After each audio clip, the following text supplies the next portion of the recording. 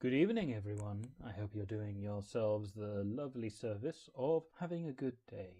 Today we're going to be continuing our great exodus through my 30-day world, and I hope I can put more effort into this episode as opposed to yesterday's. Though I am reading back on it, I am actually quite happy with what I put forward. So onwards to the question of the day. How safe is it to travel in your world? Travel is very, very dangerous in Talon. It is just mainly because of the difficulty of keeping yourself in any kind of healthy circumstances at that and in any particular moment. Also, there are the difficulties of the deprecations of life there, the weather, the people, the animals and beasts that go around, wild magic spells, storms, all these things get in the way to cause quite the disastrous effect. Now, if you have looked into any of my other episodes, you will actually know that there is a major trade route that runs throughout all 5 of the 5 free cities.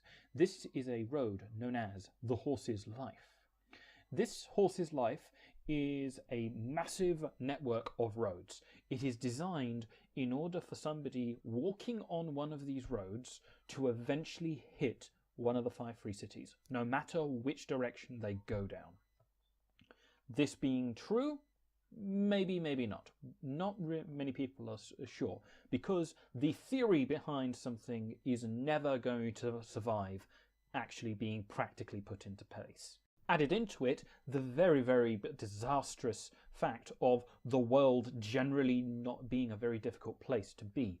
Storms do not just have a human toll, it also has a geographic toll, changing the landscapes in massive ways as entire hills are torn up, turned into valleys, as valleys flood with drain water, freezing cold drain water that strips grassland in its whole.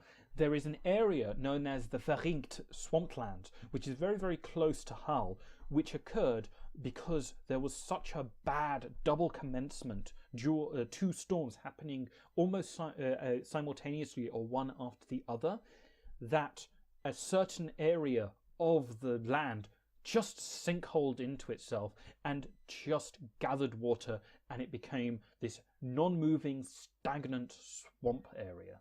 Now imagine trying to maintain what is ostensibly a Roman highway system in a situation where periodically the landscape completely shifts. It's a big deal, and it's very, very difficult, almost to the point of impossibility. All of this comes together and becomes a perfect storm of not many people being able to map out the Horse's Life very well. Areas of the Horse's Life are fractured, moved around, leading to dead ends, circles that run into themselves, enclosed systems. Some people are not even sure if the Horse's Life is as it would be seen in a map, in the sense of if you keep walking down, you will actually hit one of the free cities. Some people don't believe that will happen. It could just keep you going on a continuous thing. The Horse's Life is ostensibly something that will chew through people's lives.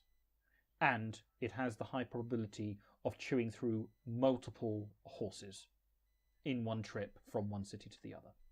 Now, added into all of this is another layer, another section of things, which is to do with the actual people who could walk over the Horse's Life. There are groups. They are the reef system, where people will be going about trying to maintain the peace and everything. However, how do people maintain justice? Well, there is this ostensibly a vigilante group known as the Hutzkalau. They are road movers. They travel down the Horse's Life, dealing out death. Their version of justice is just death. If they see you and you're robbing something, they kill you. If they see you and they think you've robbed a horse, they kill you. If they see you and they think that you're a smuggler, they kill you. This is kind of the life this is kind of the life of somebody who would be traveling around the Horse's Life. The Hutzkalau do not answer to anyone, nor are they particularly funded by the collective force. As a result, it kind of brings up this problem of how do you control a group of people who are obsessed with the finding and the dispensing of justice when their system of justice is just insane. Finally, last but not least, we have the monsters, magical creatures, and the wild spells of the land. This is just exactly what it sounds like. It is the concept of the wilderness, wild magic, the incredible power of different primal spirits and beasts coming in and being affected by things, taking up territory of the horse's life that many people would require. Now, keep in mind that even if there are these forces that are involved in the maintenance and keeping it safe and all of these stuff, you cannot take that on grant that would actually occur, because, well, the world's a complicated place.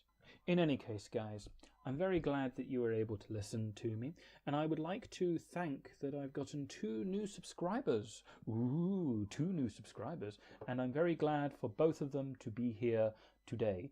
This doesn't mean that I don't like any of my other subscribers, and I'm gratefully thankful to specifically the wonderful snarky power of the Gibsons. The Gibsons is this really cool guy. When I was at the beginning of the year, I was really looking at trying to get some kind of like active hobby, you know, something that I can do with my hands and stuff, and just the act of watching him paint and make Warhammer miniatures and just do these little things and grumble in his usual way, as well as his work of going through the largest dungeon in all the land, really inspired me and kind of kept me really interested in it. And he was one of the first people who I really commented on and tried to interact with in this new YouTuber community type world that we live in. But in any case, guys, I wish that you would look him up, and I hope to see you tomorrow. Ciao!